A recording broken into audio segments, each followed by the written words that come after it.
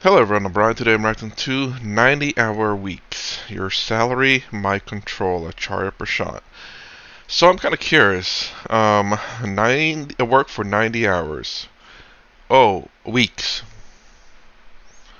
I'm assuming 2 weeks, just generally speaking 40 hours per week, and so you're working an extra 5 hours a week, or is it like 90 hours for like 1 week, which is it's crazy. Because then you're working over 16 hours a day at the very least, assuming you still get your 2 days off, but probably not. So, anyways, I'm kind of curious about this. This is going to be a two-parter, 90 hour weeks. The weeks is plural. It doesn't mean two. It could be four, which means you're not getting enough time. But I have a feeling this is the one where it's like you're working a lot more than you should, and just because of the thumbnail that they have up there. I am curious about this. Let's go and get started.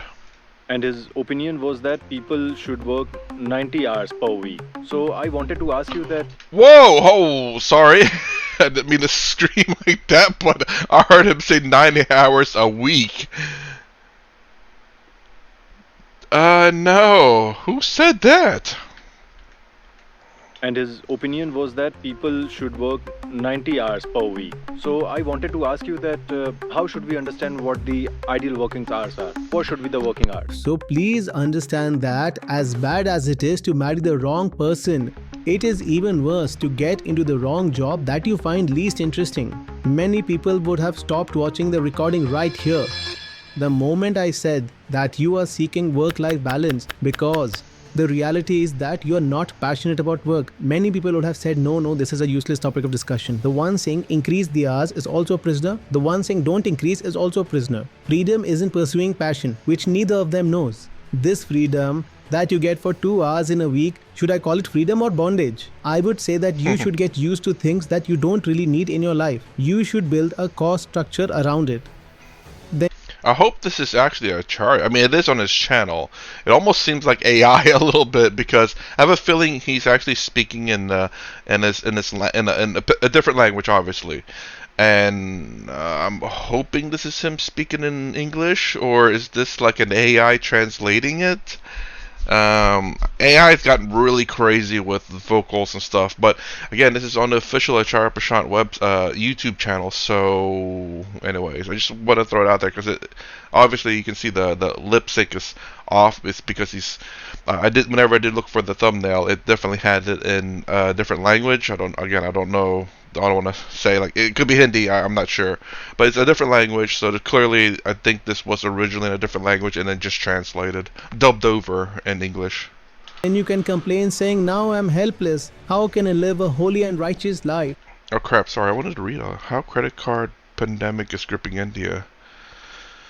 Just a decade ago, credit cards were a rarity, with stringent eligibility criteria from 2 crores in 2011 to 10 crores in 2024.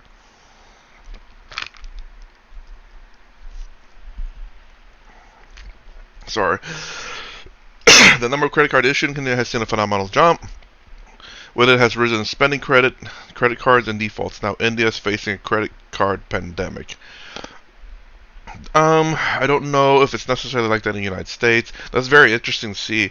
I can only hope to give decent advice to people, especially if anyone watching. I have credit cards, a lot of credit cards, but I don't have a lot of debt. The only reason why I have a lot of credit cards is because I get benefits for having a credit card. So, for example, I have an Amazon credit card,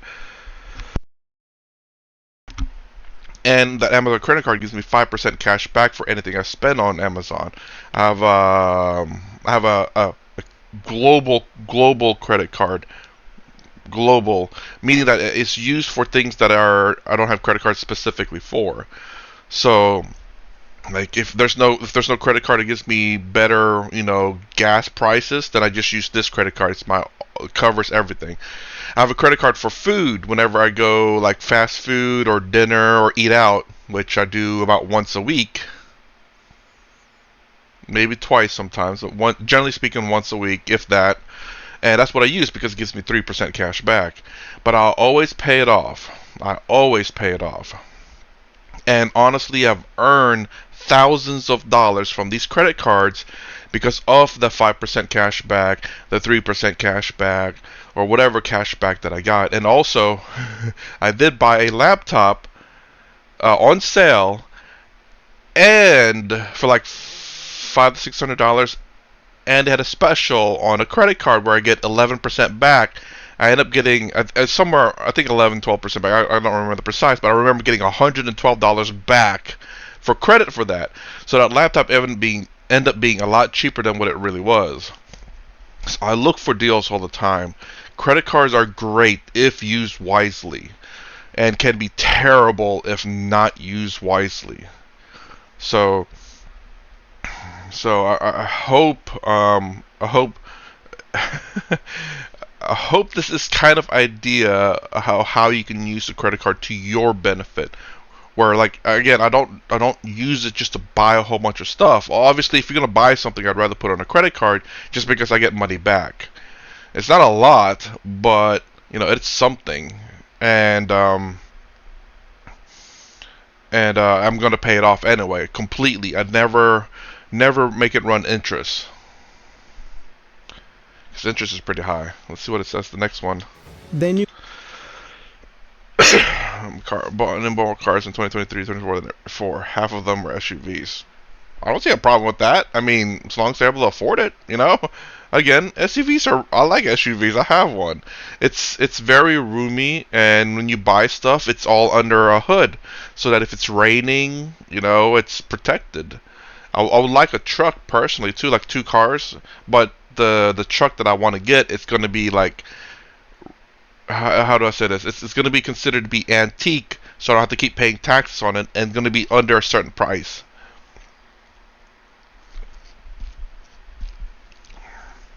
So it's going to be it's going to be used, not new. It's going to be It's going to be close to 25 years old. So it's kind of a vehicle that I get, that I drive every once in a while, and whenever I need it, I have it.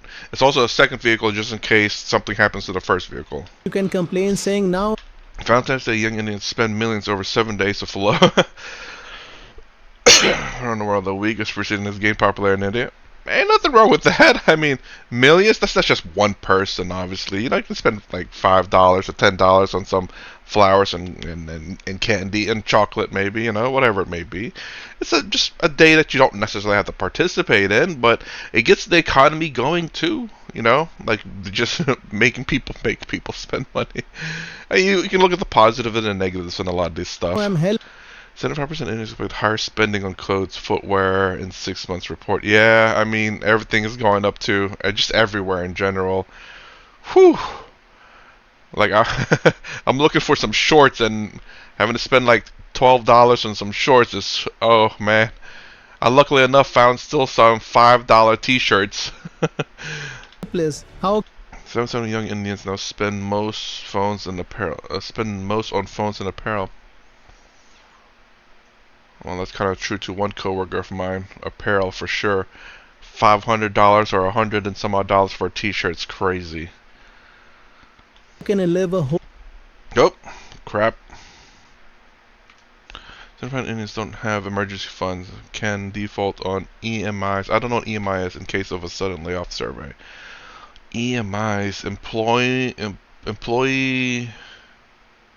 something.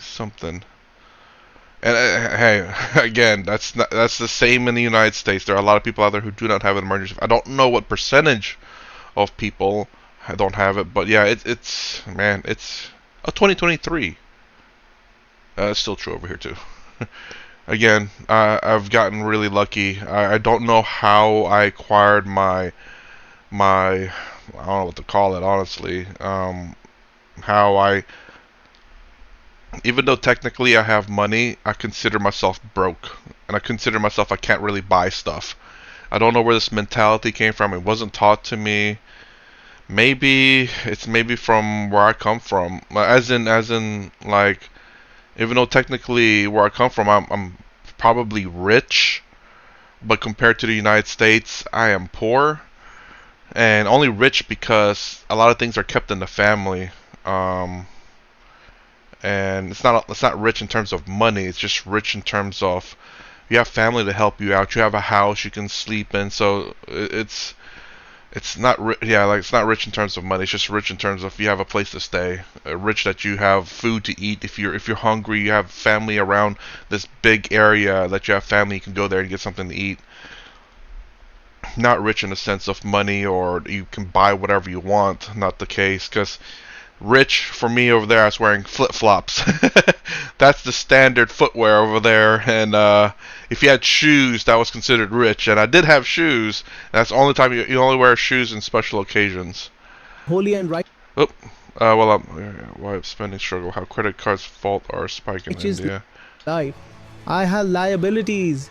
Which liability? What liability? Gita says love is itself the result. The whole purpose of the Gita program is that we learn to love. I said a lot in that first Hello, Acharya ji. minute. Acharya ji, I wanted to ask a question on behalf of my friends. So recently in India, a debate has started regarding working hours. So first of all, I heard a gentleman saying that Indians should work at least 70 hours a week. Then just yesterday, I saw the chairman of another big company, while replying to one of his employees in an internal meeting, said that you have a problem in working on Saturday. If I wanted, I could have made you work on Sunday as well. And And an undate video response to an employee's question about why the company mandate work on Saturdays. He stated, "I regret I'm not able to make you work on Sundays. To be honest, if I can make you work on Sundays, I'd be more than happy to work on Sundays also. If I can make you work on Sundays, I'd be more happy because I work on Sundays also."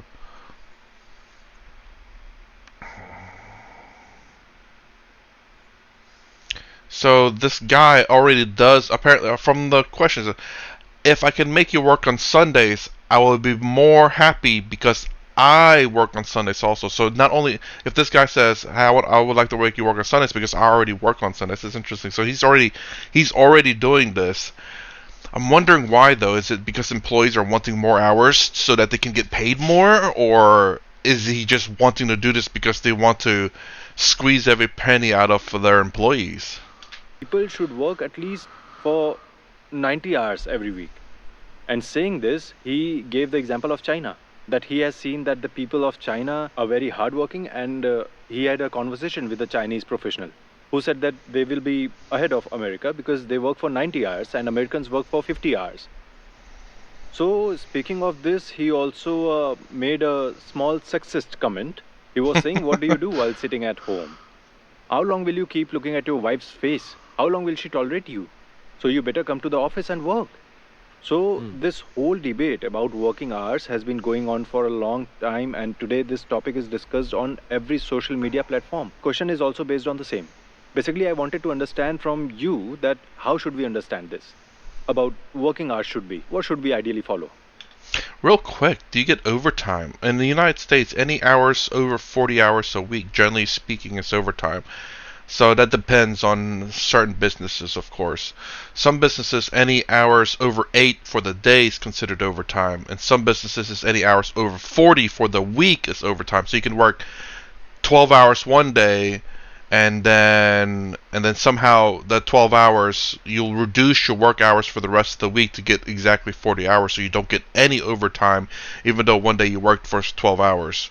Some businesses, again, like I said, if you work an hour over 8 hours for one day and you work all the rest of the 8 hours, or even though you got 40 hours, that 1 hour that you work the overtime in that one day, because it's over 8 hours, you get overtime for that, depending on the business. um, I don't know. I don't know how I feel about that one. Considering that if you get overtime, that's crazy. But if you don't get overtime, you're getting paid the same. I don't know about that. I have to think about it because I have a feeling that's not great for the economy. Because yeah, he looks at China, but I don't think Chinese people are getting paid a very high wage, and they're working so much. And kind of like because because and this is an example. If you guys care, but I have a feeling this is going to be one I'm going to be talking a lot in. Jesus.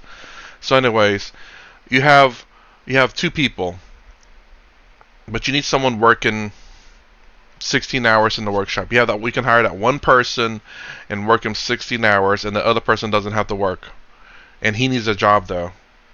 Well, I got the one person I need working them 16 hours for the entire week, every single day. You know what I mean? But if I'm forced to make him work only 8 hours, that means I need to hire someone else to make up the other 8 hours for the 16 total hours of work day that I have. So after the one person number one works 8 hours, he goes home. I hire another person to work the other 8 hours. I pay them the same amount, but at least the money's split. So there's more people in the job industry now. Again, I'm sure there's people that can kind of counter that, but that's just a very basic thing where you can spread the money a little bit, but also at the same time with the 16-hour person, it's like I'll pay you half the amount. So like say I'll pay you $4, and the other person's like, no, I get paid for $3 instead because I'll work 16 hours for $3. The other person, no, I'll do it for two just because there's only one job available, mind you, in this example. So whenever there's so many people willing to work, the generally speaking, the pay gets lower and lower because there's so many people that need a job to be able to get something to eat. If you stop 8 hours, that means the person has to hire. That means there's two positions open now instead of that one because that 16 hours is split into two different jobs. So technically, there's two openings now instead of just one, and then you can hire both of them for $4 each. They're not competing because there's enough jobs for both of them. If there's not enough jobs, that means people are competing for a job and are willing to take lower and lower wages because they need the money. If there's so many jobs open, then employers are going to pay more because it's like, I need to hire people to make more money. I'm willing to pay you a certain amount so that I can get you on my team and to get me more money. So when there's more openings, generally the people who are getting hired wins. If there's less openings, generally the employer wins because now the people are fighting for the jobs instead of the employers are fighting for the hired people. What should be followed? See the context in which the discussion is going on. I'm not an economist or anything like that. That makes sense in my brain. There is an employer on one side and an employee on the other side.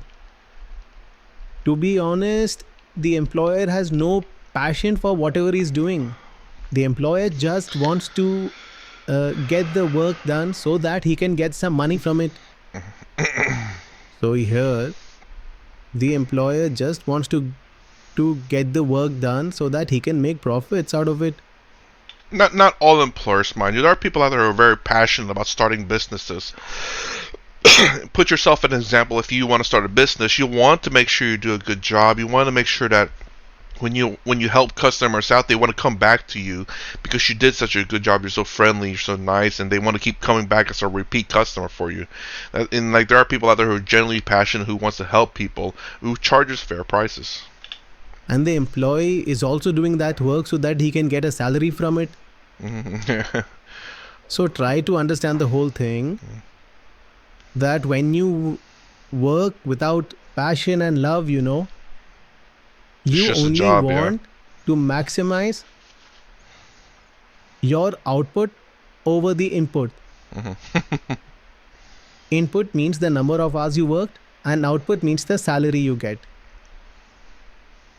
Input means the number of hours you work, and output means and with this equation where you say the purpose of work is to maximize output over input.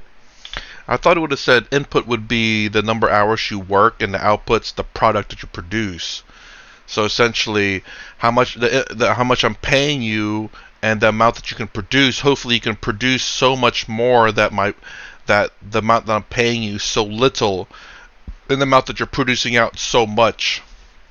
That'd be great. Means my profit would be so high because I'm paying you 50 cents, and I'm getting for every 50 cents I give you, or for every hour that I pay you 50 cents, I'm getting $10 back or something like that.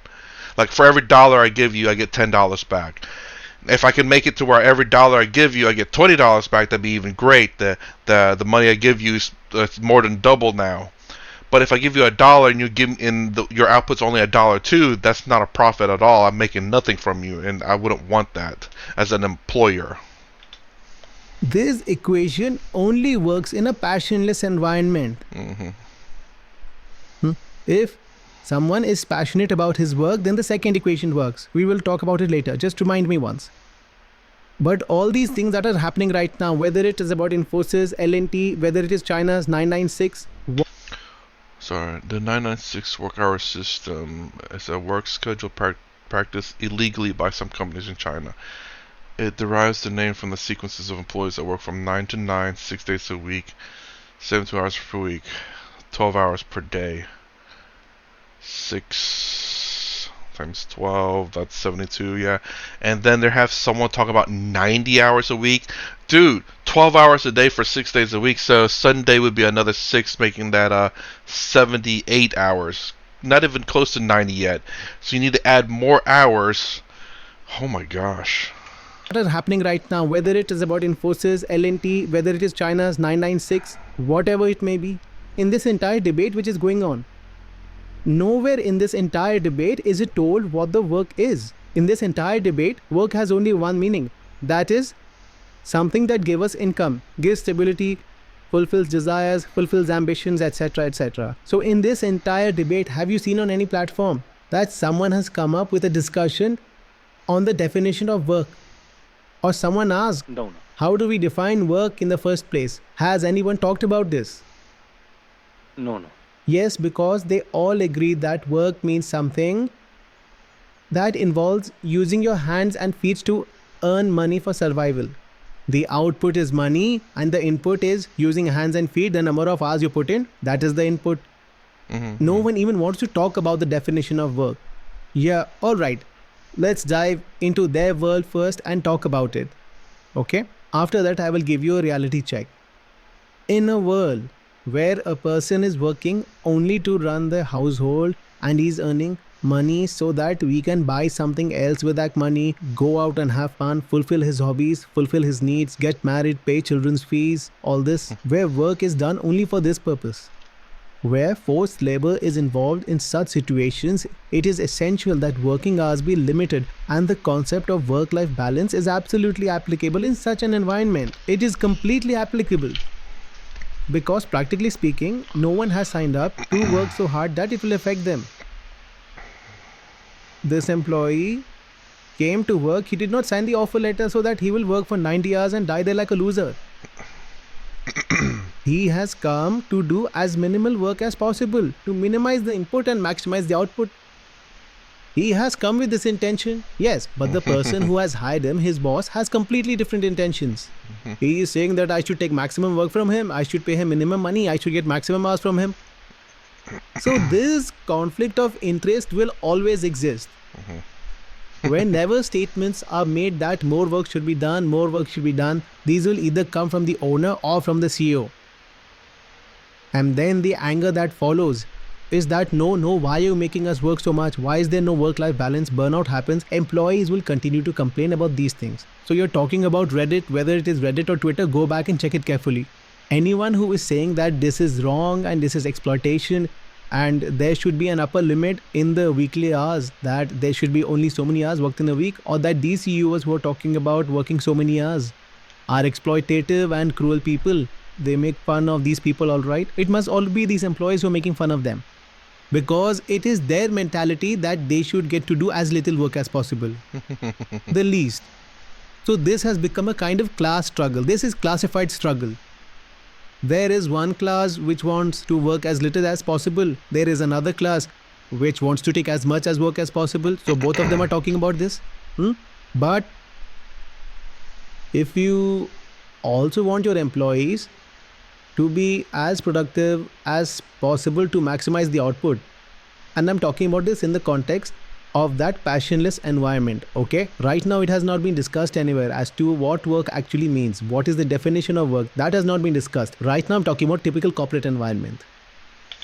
I mean, I know there was discuss about like how many hours of work week can people be efficient at working, but then again, at the same time, when you're working something that you're not passionate about, there is almost no efficiency there because you're not passionate about it at all. So your work is going to be kind of the same. Or if you're passionate about something and you constantly working that for a very long time, you're going to get dispassionate about it pretty soon. So if you're finding that work-life balance, as they say. If you take a normal corporate environment where we have to maximize productivity, if there is no passion towards work, it is absolutely imperative that an upper limit of these hours should be capped. And the upper limit on the number of hours you can work isn't put in place because people are poor. The poorer a person is, the more he can be exploited by an employer. That's why you find that in Germany, Japan, the Netherlands, or Scandinavian countries, they all work 31, 32, 35, 36 hours. Here you will find the average working week. I'm going to rewind that real quick. Sweden, Denmark, and the Netherlands is the shortest. Well, though there is going to be a bit of a problem with Japan. Again, Japan still has the population problem. You know, a lot of their workers are going to be replaced by robots pretty soon, not because they want to, but because they have to. I recently watched this, I think it's a 60-minute interview. It's called 60 Minutes.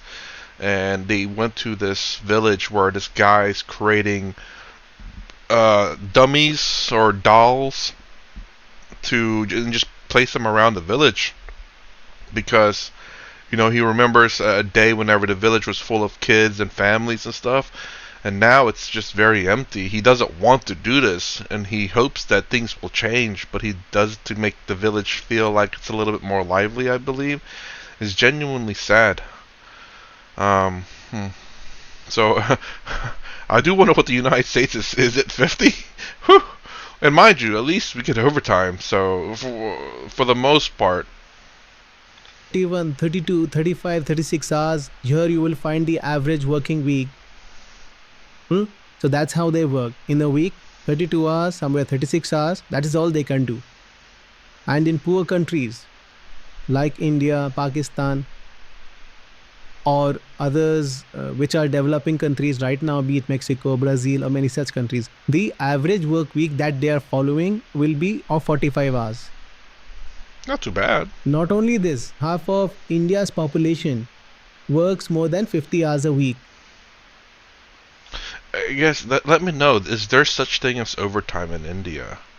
That's the biggest thing, because I could only imagine there would be no one working over. Well, I wouldn't say no one, but I have a feeling there'd be less people working over 40 hours if over 40 hours is considered overtime. Overtime, just in case you don't know, you can look it up in Google. It's depends on the job and stuff. But generally speaking, overtime is the amount that you're paid every hour plus half of that.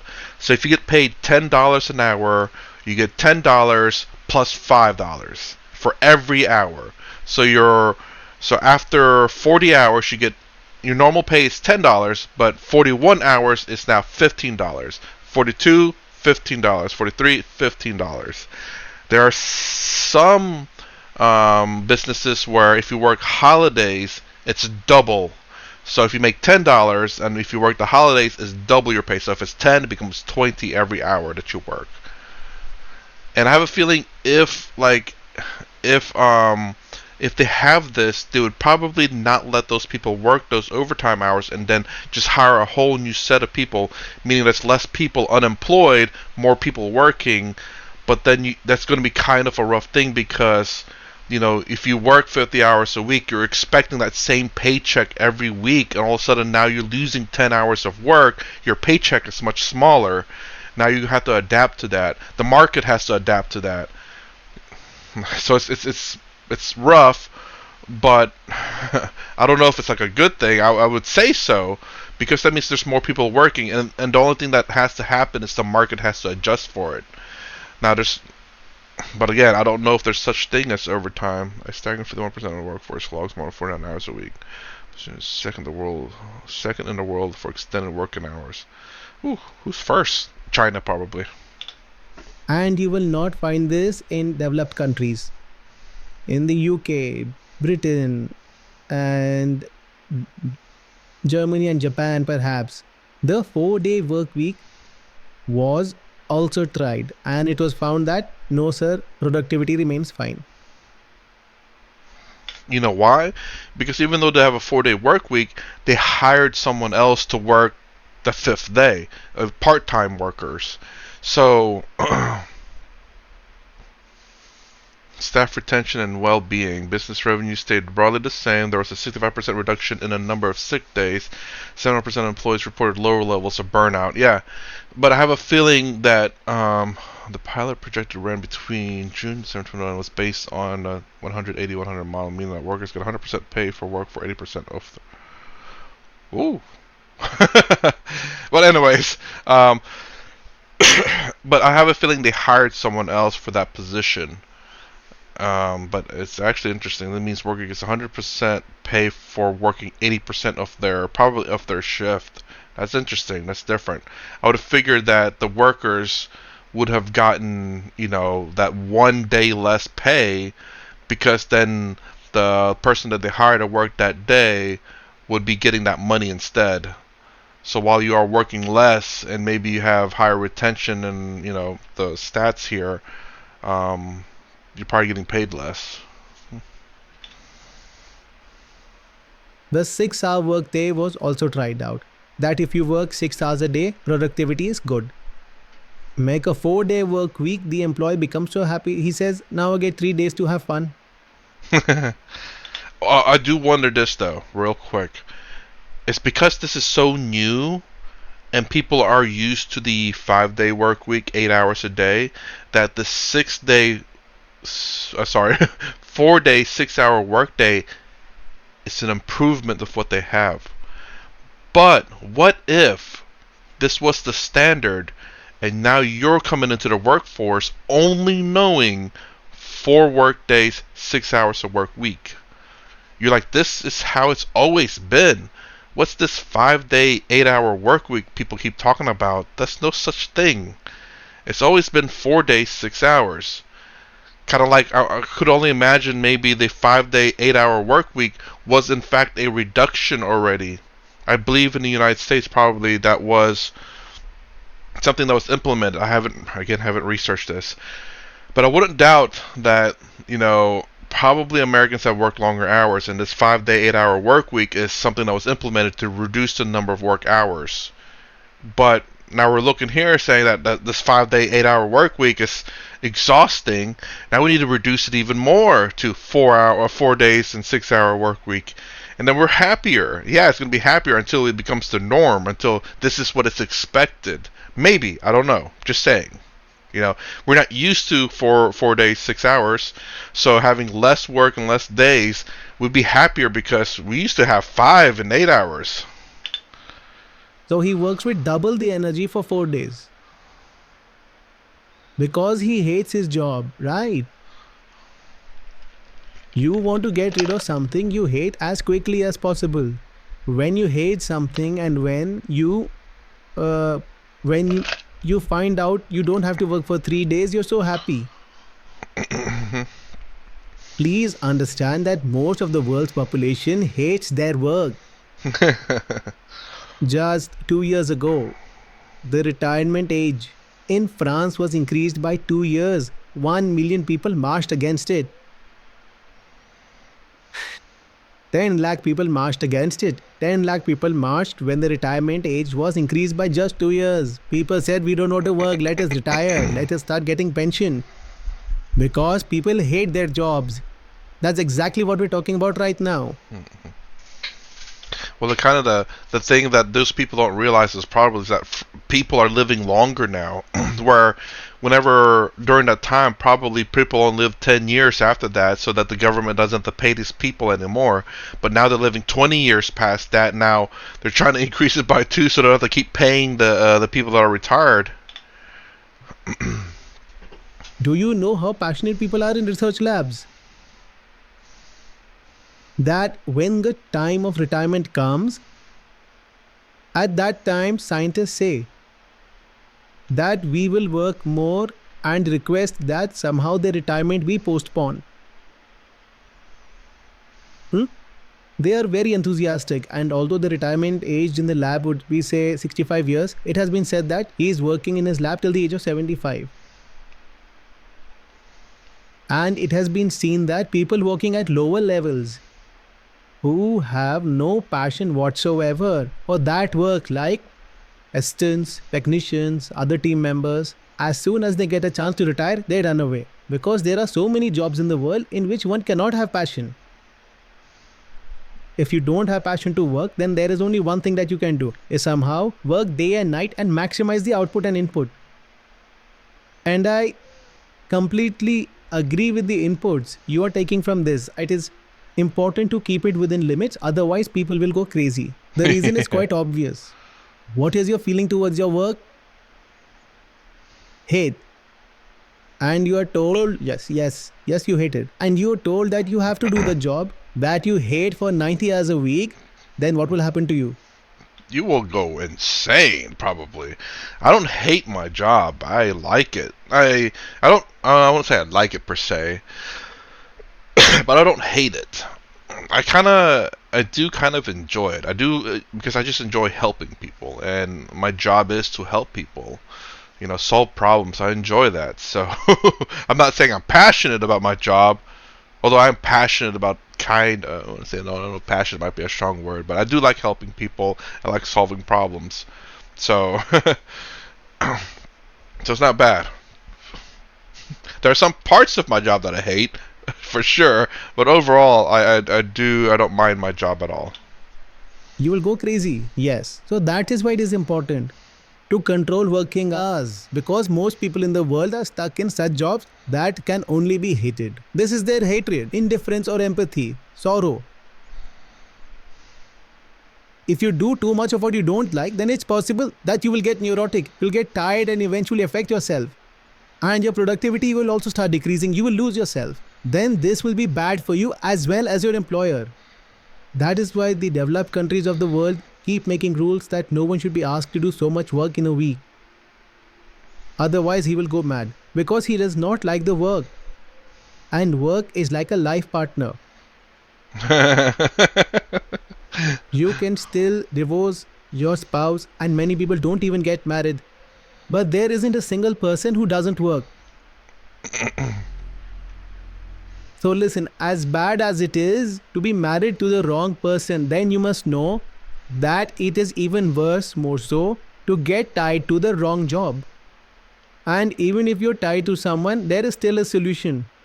The relationship is over, now you take care of yourself, so will I. I'm not with anyone now, but you will not find anyone who says that I do not work. You have to work. Whether you live with someone or not, but you will have to live with work. So someone who has chosen the wrong job, the one who has chosen a job that one cannot be passionate about, his condition is very miserable. And for him, I am saying that it is absolutely right to limit his working hours, otherwise he will die. And the scary thing is that in the world, believe me, 90 to 95%, maybe even more, are doing such work in which they have no interest at all. Why? Because your education system has conditioned them to view work as merely means of maximizing output over input. Nailing it on the head. I mean, even Sadhguru said this too. And I mean, even a few people, just random YouTubers, have said this too about certain things. The education system is very much just to kind of help you survive, which is just to get you a job, to get you paid. Now, there are like, it's not necessarily completely the education's fault, because there are things you can do after the fact that will get you to other types of job. Like there are some people who go to the education system and get a job that they're passionate about, 100%. But it's just not a lot of people. Not a lot of people know how to do this.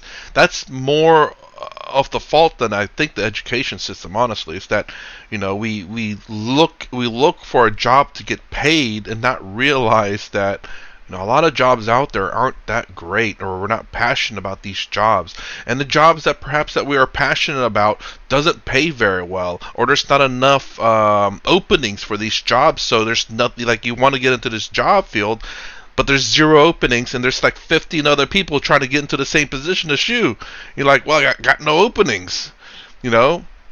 And there's also where you live. Like, there may not be any jobs for you that you're passionate about, but the next city over, there's 15 of them open and available. You just haven't looked over there. So there's a lot of things going on here that I can see. And I see in myself too. Like, I missed out on a lot of things, and the economy doesn't exactly help with a lot of things too. It's just a lot of bad. Maybe it's karma. I must have done something bad in my past life or something. Your family, your culture, your placement office. What do all these people say? Go and look for meaningful vocation. Do they say that? They say go and look for the CTC figures. So you only see how much money you're getting, and then you admit that it would be fun if you could make that much money by working by just 1 hour a week. Think. Many people must have been happy to hear this. That if they got paid the same as they do and only had to work an hour a week. Oh shit! Yeah. Why? Because you're not working for the sake of working. You're working for a salary, and that's the worst way to live life. Real quick, there was someone who literally was it worked at a high paying job that he absolutely hated, but because he worked there for so long, like for until it was like 40, he retired because he made so much money. And it was like, that's it. I worked this job, I hated it, but I got paid so much that I could retire at half the time. So he did it. So it's a slight counter to what it's saying, because this is you're working a job that you absolutely hate, but you're getting paid so much. Now, a lot of jobs aren't like that. A lot of jobs is, in fact, what he's saying, that you're going to be looking at a job. You're looking at it like, this is a pretty good pay. Hate the job. Maybe not with a passion that you hate the job, but you hate the job. So it's almost the same. But I just work to accomplish something else. People say there should be work-life balance, right? If there was a work-life balance, what would you do then? Go home. We will pursue our hobby. Do you have a hobby? You like your hobby so much? Then why don't you make your hobby your life? Do you have an answer? So you say, no, I will go home and spend quality time with my wife and children. If you don't have any good qualities, then how will you spend quality time with someone? If you were a good person, you would have produced quality work for yourself, right? You are a headless person who has sold himself just to keep himself in the business for the sake of CTC. How can such a pitiful man have a good time at home? He will teach his children to follow his footsteps. And I'm saying this for the sake of this man's health, that please don't make him work too much. Make him work a maximum of 40 hours a week, or else he will go crazy. I feel very sorry for such people. I want them to work less. Those whom I see who do not have love for their work, then I punish them by reducing their workload. I'm going to rewind this real quick. Or actually, I'm going to finish it. Because giving them work is an atrocity against them. How can I torture anyone? I give work to people who love the work. And it is very strange. People who love their work, I tell them to do more, do more, do more. Love is infinite. You give your 100%. And if I see someone who is not interested, says that it is too much, I won't do this, I won't do that, it's not happening, then I say, let's work less. Leave it. So I was right, huh? This video has been translated using AI. While every effort has been made to ensure accuracy, minor errors or discrepancies may exist. For the most accurate or most precise and reliable information, please refer to the original video. A link to the original video is provided in the description. I didn't think it was made by AI. I thought maybe he might have just, dubbed it himself. But I don't know how's the AI doing. It sounds a little bit like it, but it sounds a little off. That's why it was a little bit weird. But I mean, it's pretty close. It is off, but it's still pretty close. It's kind of crazy how close it is. That it is too much, I won't do this, I won't do that, it's not happening, then I say let's work less, leave it. Now this is where we come to what the definition of work should be. Many people might have stopped watching this recording right here. The moment I said that you're asking for work-life balance, you're asking for it only because you don't have any passion for work in your life. So many people would say, no, this is a useless topic of discussion, I'm not listening. Well, once a person sacrifices himself just for the sake of CTC. I have no idea what the weird noise was, that woo or something in the background. I'm wondering if that's an original video or if that's AI just doing that. It becomes very difficult for him to hear the truth. What is work?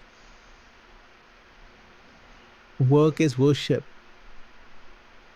Work is something for which you say, I am willing to pay something for it. I am ready to pay money. Leave aside the fact that I'm asking for a salary. If I get anything on top of that, it's a bonus, my friend. If I get a lot out of it, it will be God's grace. It would be compassion. It would be favor. It would be grace. If you get more, then there is no harm in it. You're already getting it.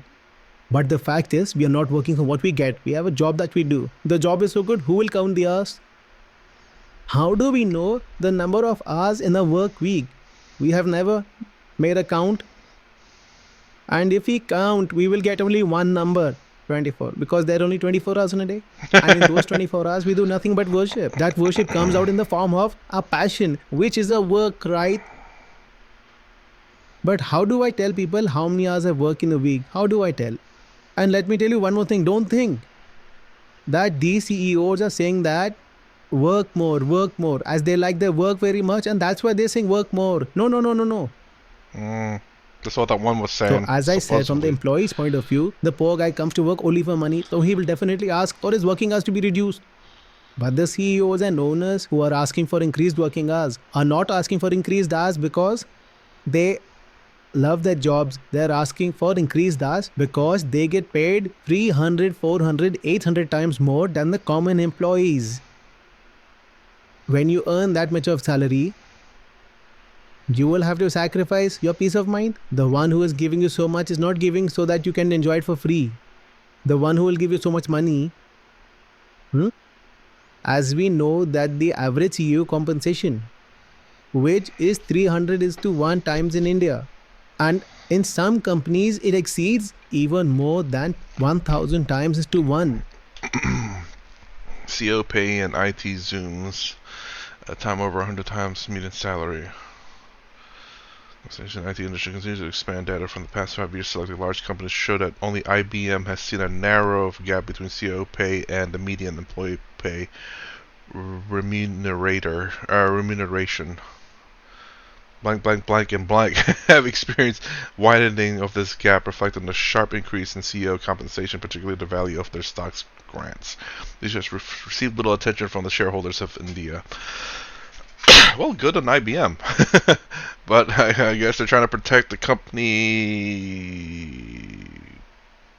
3 companies? Identity on this one? I mean, the ratio of average worker pay to CEO pay is 1000:1, sometimes exceeding that. So whoever takes this much money will definitely do the work. So why is he saying that I work too much? If you don't do this much work, then the board will throw you out. Why are you saying that I am a role model? I work so much. Come on, you all should also work. Give them the same amount of money you get and they will work too. Why are you telling them that you should work for 90 hours, you should work for 190 hours, then feed them as much as you're getting, then they will also work and will do it happily? Yeah. These are all stories of a different kind of struggle in life. It is all the same thing. That work is done to earn money. As soon as the money comes, people spend it on consumption. That is why we need the teachings of the Gita, so that we learn That perfection lies in selflessness. No action is done because one will reap the rewards of the action. Action is done because action is the supreme thing in itself. Why is it supreme? Because it is coming out of our own consciousness. We understand something, we know something. That is why we do something. There is a meaning to it, a point to it, love to it. We are not going to back down. I know very well that startups fail. Hmm. If there are 20 startups, 19 of them will fail. Why do they fail? Because they didn't choose the right market segment, their product was bad. They didn't get funding, not at all. Most of the startups do not fail, they are shut down. And why are they shut down? Because they were started only to earn profits. And 2 3 years have passed, it is visible that the profit is not being made as much as was expected. So close down this company. Hmm. Work is not being done for the sake of work, work is being done for the results. Then how can one love work? All love is for the result only, and this thing is put into the mind since childhood. I mean, to be fair though, with that, it's just sheer fact that as much as you want to be passionate about something, you still have to make a profit. A business is a business. A business is going to always be profit based because, again, at the very least, you shouldn't be losing money. So you can, in a sense, be in business and not lose money, assuming you're paying your employees fairly, and that depends on whether you take a paycheck or not. Could you imagine not taking a paycheck and then your business is just barely afloat? Its profit is zero, but your employees are paid, the bills for the building is being paid, the electricity, the water, the whatever else is the building costs, all being paid, and you're taking no money home. So your salary for that year is zero, but your business is afloat. Or you could be making, you could put yourself at the lowest salary at 25,000 or 50,000, and your salary in your business is not making a profit, but it's afloat. All bills are getting paid and all employees are getting paid, including yourself. So again, to be fair, as much, no matter how passionate you are, it's something, there's still bills to be paid. If you do it from your house, then your house obviously isn't free. You have to pay for the house, the electricity, the lights, the water, the heat, the whatever else that the house bills has in your area. So as much as passion is great, and this is why a lot of people kind of want to push for like government funding stuff where where money's not an issue because the government just taxes the people. The people have to pay for that, and these people can passionately do their job without having to worry about money because the government's funding it. The problem with that's the sheer fact that there are people out there who genuinely have passion in this stuff and want to get that money to be useful for something. Then you have people out there who just wants to experiment with things and take things slow and not really care because they're getting paid and it's all the government's money anyway, so they don't care. Anyways, this is the end of part one. I know I talk way too much, but I mean, this is again something I have kind of an opinion of. Clearly more than just kind of an opinion, because this is for almost an hour long. I've talked more than the video has. So nice. If you like my content, please consider subscribing, thumbs up, the sound down below. Thanks for watching. I will see you in the next vid.